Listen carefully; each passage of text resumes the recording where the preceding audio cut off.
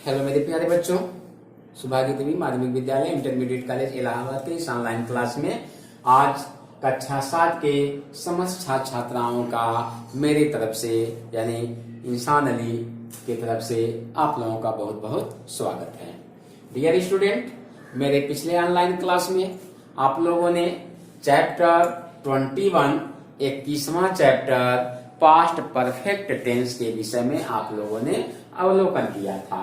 Past perfect tense पढ़ाया गया था और आज कक्षा 7 इंग्लिश ग्रामर चैप्टर 22 22वां chapter past perfect continuous tense के विषय में हमें और आपको पढ़ना है।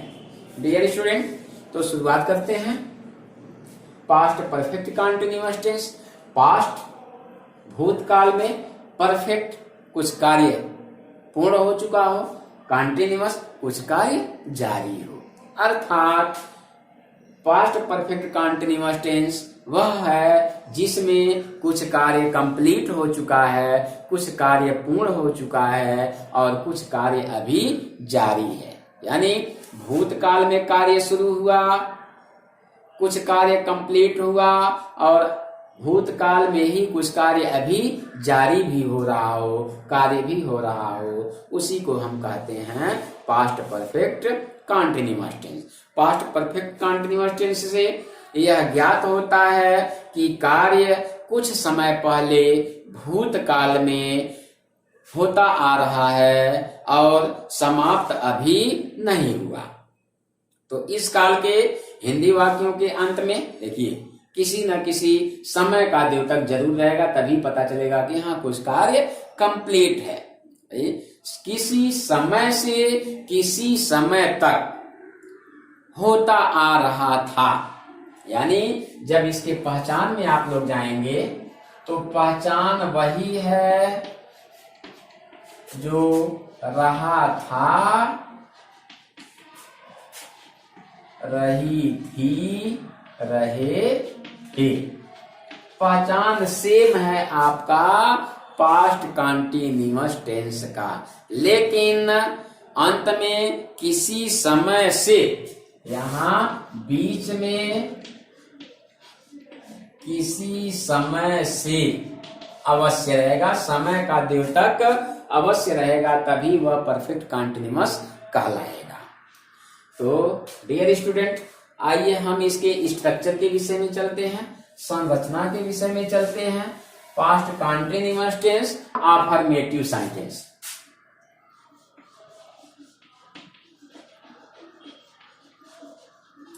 अफर्मेटिव सेंटेंस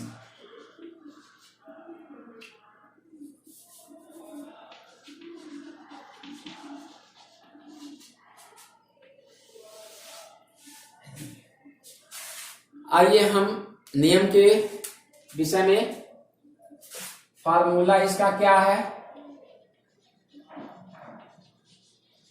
कैसे हम बनाएंगे। देखिए, सबसे पहले अगर अफर्मेटिव सेंटेंस है तो हम सब्जेक्ट लिखने का कार्य करेंगे। सब्जेक्ट के बाद हम सहायक क्रिया लिखेंगे, हैड बीन।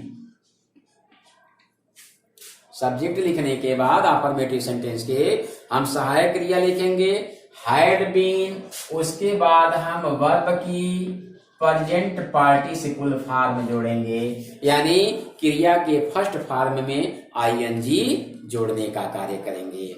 तत्पश्चात ऑब्जेक्ट लिखेंगे, अन्य शब्द एटीसी इत्यादि और भी कोई शब्द है तो हम वहां उसका यूज करेंगे। उसके बाद समय अगर निश्चित है, समय आएगा ही, समय अगर निश्चित है तो हम लगाएंगे सिंस, और समय अगर अनिश्चित है तो हम लगाएंगे फॉर। उसके बाद हम टाइम का इंडिकेशन डाल देंगे।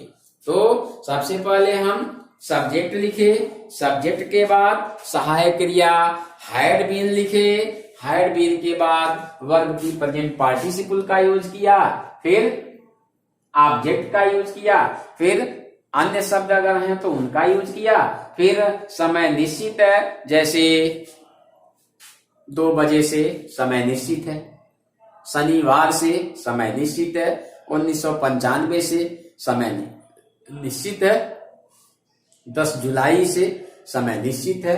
अब वही हो जाए 2 दिनों से समय अनिश्चित, 2 घंटों से समय अनिश्चित है, 5 वर्षों से समय अनिश्चित है। तो समय अगर अनिश्चित है तो हम फार लिखेंगे, फिर टाइम का इंडिकेशन। समय अगर निश्चित है तो हम सिंस लिखेंगे। दूसरी चीज देखिए, जो पहर होते हैं जैसे सुबह, शाम, दोपहर, रात्रि, इन्हें हम निश्चित टाइम में लाते हैं, निश्चित समय में लाते हैं। उसके बाद अवस्थाएं जैसे युवावस्था, बुढ़ापावस्था, ये सब होता है तो ये टाइम हमारा निश्चित माना जाता है।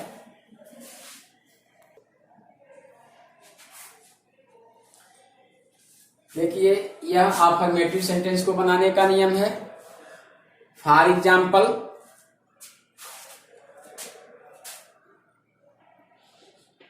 वह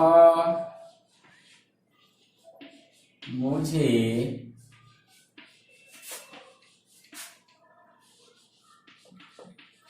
सायंकाल से कहानी सुना रही थी।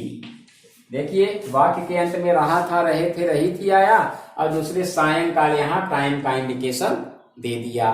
तो यह पास्ट परफेक्ट कंटीन्यूअस टेंस का सेंटेंस है। सबसे पहले हम सब्जेक्ट रखेंगे, वह रही थी से पता चल रहा है कि फेमिनिन जेंडर है, तो सी, फिर सहायक क्रिया हैड बीन, वर्ब की प्रेजेंट पार्टिसिपल फॉर्म सुनाना, टेल में आईएनजी लगाएंगे, टेलिंग, ऑब्जेक्ट क्या, कहानी, ए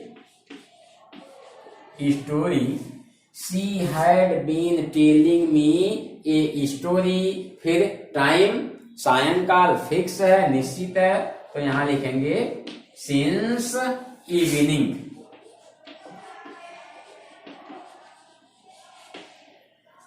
she had been telling me होगा यहां, she had been telling me a story since evening. She had been telling me a story since evening. यह तो हुआ अफर्मेटिव सेंटेंस को बनाने का नियम। आइए चलते हैं निगेटिव सेंटेंस की तरफ। निगेटिव सेंटेंस में हमें कुछ नहीं करना है। देखिए, सब्जेक्ट के बाद हमने नॉट लिखा, फिर सब्जेक्ट के बाद हमने सहायक क्रिया हैड लिखी, फिर नॉट लिखा, फिर इसी में बीन जोड़ दिया, बीन, बस। उसके बाद वर्ब की present participle form, object ETC, since or for, उसके बाद टाइम। फॉर एग्जाम्पल,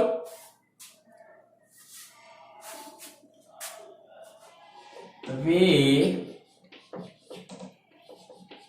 सुबह से अपने छत पर नहीं सो रहे थे। देखिए, रहा था, रहे थे, रही थी, बीच में नहीं आ गया और सुबह टाइम आ गया। इसका मतलब यह पास्ट परफेक्ट कंटीन्यूअस टेंस का सेंटेंस है। तो करना क्या है, सबसे पहले सब्जेक्ट लिखिए, दे, फिर had plus not plus been. उसके बाद वर्ब की प्रेजेंट पार्टिसिपल फॉर्म, सोना, स्लीप मीन्स होता है सोना, आईएनजी लगा दीजिए, प्रेजेंट पार्टिसिपल फॉर्म हो गया।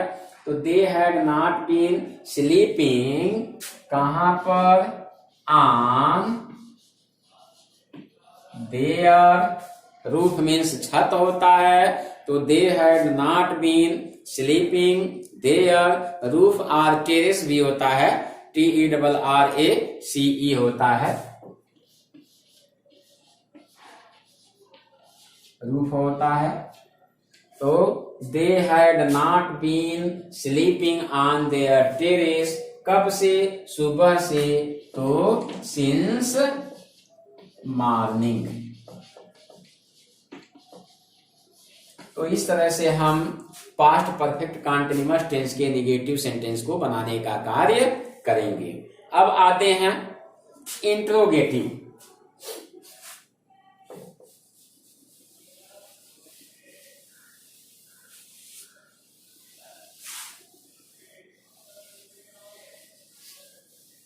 इंट्रोगेटिव आप शुरू से ही पढ़ते चले आ रहे हैं कि इंट्रोगेटिव दो प्रकार के होते हैं।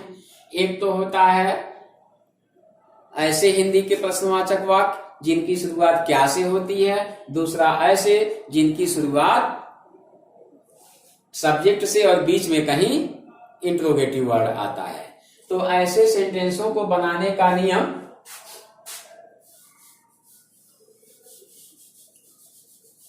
ऐसे इंट्रोगेटिव सेंटेंस को बनाने का नियम जिनमें हिंदी के वाक्यों में प्रश्नवाचक शब्द क्या पहले आता है, उसको बनाने का नियम क्या है कि सबसे पहले हम सहायक क्रिया का एक पार्ट हैड लिखते हैं, उसके बाद हम सब्जेक्ट लिखते हैं, तब बीन लिखते हैं, उसके बाद वर्ब की प्रेजेंट पार्टिसिपल फॉर्म लिखते हैं, फिर ऑब्जेक्ट लिखते हैं, अंत में प्रश्नवाचक चिन्ह लगा देते हैं। बाकी अन्य कोई तब्दीली नहीं। जैसे क्या आप 2 घंटे से हमारी प्रतीक्षा कर रहे थे,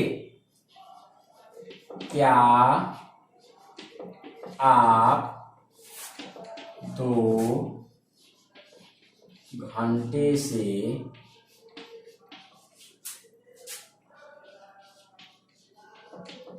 हमारी प्रतीक्षा कर रहे थे। देखिए क्या पहले आया, समय भी आ गया और पहचान भी आ गया। इसका मतलब यह पास्ट परफेक्ट कंटीन्यूअस टेंस का सेंटेंस है। तो नियमानुसार आप सबसे पहले सहायक क्रिया हैड लगाइए, हैड, फिर सब्जेक्ट लगाइए, आप है, यू, उसके बाद दूसरा पार्ट लगा दीजिए सहायक क्रिया का, हैड यू बीन। अब उसके बाद प्रतीक्षा करना होता है वेट, तो वेट में ING लगाएंगे। हैड यू बीन वेटिंग, हमारी, फॉर अस, 2 घंटे से, तो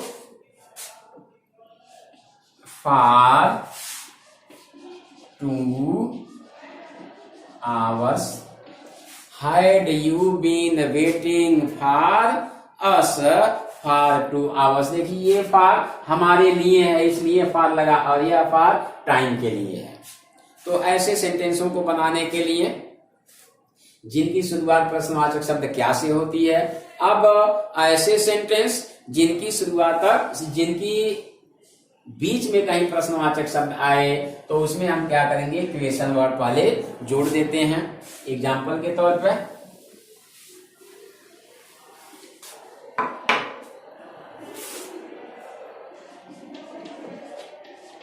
राहुल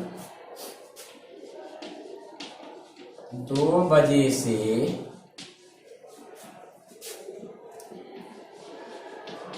खाना क्यों खा रहा था। देखिए क्यों आया, रहा था, रहे थे, टाइम आ गया। तो ऐसे के लिए सबसे पहले अगर बीच में कहीं प्रश्नवाचक शब्द है तो सबसे पहले उसकी हम अंग्रेजी रखेंगे वाई, उसके बाद सहायक क्रिया का एक part, why had Rahul been eating food, देखिए 2 बजे निश्चित है, since 2 o'clock. Why had Rahul been eating food since 2 o'clock? ये तो हुआ प्रश्नवाचक।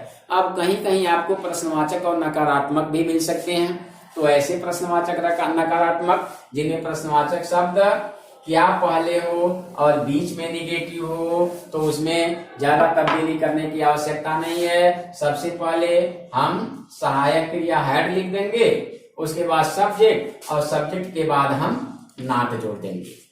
उदाहरण के तौर पे, क्या रमा 3 दिनों से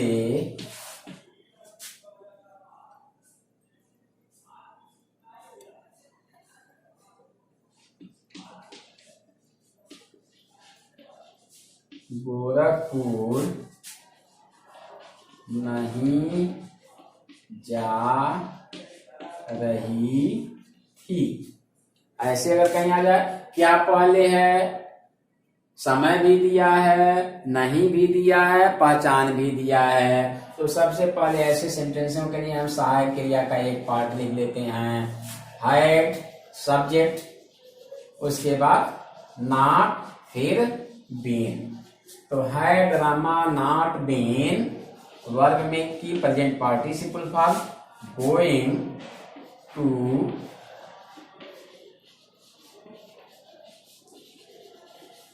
गोरखपुर 3 दिनों से, देखिए अनिश्चित है,